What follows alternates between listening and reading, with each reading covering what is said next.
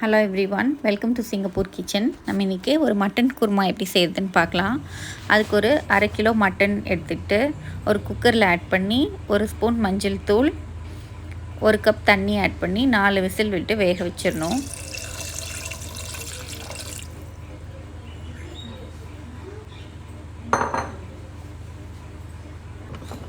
அப்புறமா இதுக்கு ஒரு பேஸ்ட் ஆட் பண்ண போகிறோம். அதுக்கு கொஞ்சம் சின்ன வெங்காயம், 5 முந்திரி பருப்பு, 2-3 பச்சை மிளகா, 1/2 கப் தேங்காய் இதெல்லாம் ஆட் பண்ணி ஒரு பேஸ்ட் பண்ணிக்கணும். இதில் 1 ஸ்பூன் கசகசா கூட ஆட் பண்ணிக்கலாம்.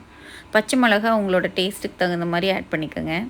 அப்புறமா ஒரு பேனில் ஒரு டேபிள் ஸ்பூன் எண்ணெய் ஆட் பண்ணிவிட்டு பட்டை, கிராம்பு, ஏலக்காய், பட்டை இலை எல்லாம் ஆட் பண்ணி நல்லா வதக்கிக்கணும். இது நல்லா ஃப்ளேவர்ஃபுல்லாக ஒரு ஸ்மெல் நல்லா வாசனை வர வரைக்கும் நல்லா வதக்கிட்டு அதில் ஒரு ஃபுல் கப் 1 கப்பு சின்ன வெங்காயம் நல்லா குட்டி குட்டியாக சாப் பண்ணி அதையும் ஆட் பண்ணிக்கணும்.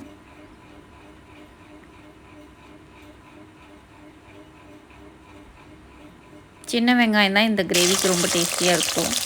இந்த சின்ன வெங்காயம் நல்லா சாஃப்டாக வதங்குற வரைக்கும் வதக்கிட்டு அதில் ஒரு 1.5 டேபிள் ஸ்பூன் ஜிஞ்சர் கார்லிக் பேஸ்ட்டும் கறி லீவ்ஸும் ஆட் பண்ணிக்கணும்.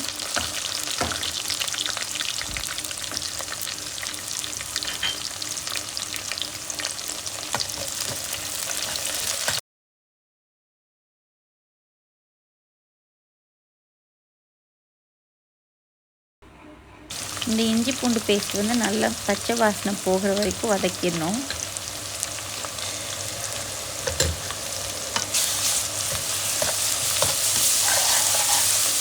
அப்புறமா இது கூட ஒரு நல்ல 2 தக்காளி, நல்லா பழுத்த தக்காளி குட்டி குட்டியாக சாப் பண்ணி அதையும் ஆட் பண்ணி நல்லா வதக்கிடணும்.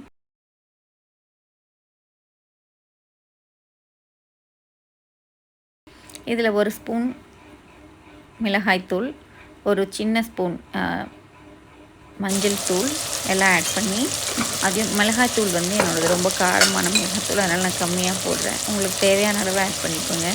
இப்போ மல்லிப்பொடி 1.5 டேபிள் ஸ்பூன் போடணும்.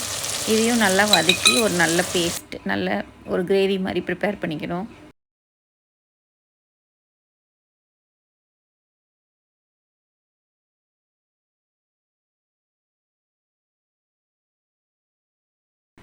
இந்த கிரேவி நல்லா அந்த எண்ணெய் விடுற வரைக்கும் நல்லா வதக்கிட்டு இதில் நம்ம குக் பண்ணி வச்சுருக்க இப்போ இந்த மட்டன் அதில் ஆட் பண்ணி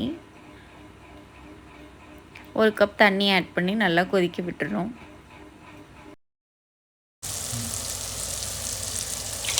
அந்த மட்டன் வேக வச்ச தண்ணியே இருக்கும், அதையே நீங்கள் ஆட் பண்ணிக்கலாம். இப்போ நல்லா அதை வதக்கி விட்டுட்டு நல்லா ஒரு எண்ணெய் பிரிஞ்சு வர வரைக்கும் நல்லா சுருளை கிண்டி விட்டுறணும்.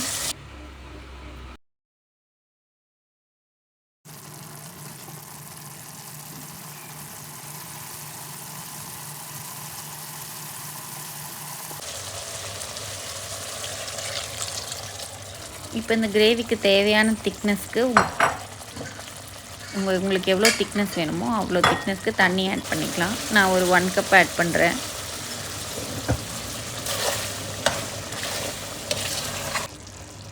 ஒரு 10 நிமிஷம் இதை நல்லா குக் பண்ணிடலாம். நல்லா கொதித்ததும் நம்ம ஏற்கனவே பேஸ்ட் பண்ணி வச்சுருக்க அந்த தேங்காய் பேஸ்ட்டை இதில் ஆட் பண்ணி நல்லா கொதிக்க விட்டுடணும். 1 ஸ்பூன் கரம் மசாலா நீங்கள் வேணும்னா ஆட் பண்ணிக்கலாம், ஆப்ஷனல் தான். நல்லா கொதிக்க விட்டுருங்க. ஒரு 5 மினிட்ஸ் குக் ஆனதும் இதில் சாப் பண்ண கொத்தமல்லி ஆட் பண்ணி தேவையான அளவு உப்பு பார்த்து கரெக்டாக ஆட் பண்ணிக்கோங்க. இந்த ரெசிபி உங்களுக்கு பிடிச்சிருந்துச்சின்னா எங்கள் சேனலை சப்ஸ்கிரைப் பண்ணுங்கள். தேங்க்ஸ் ஃபார் வாட்சிங்.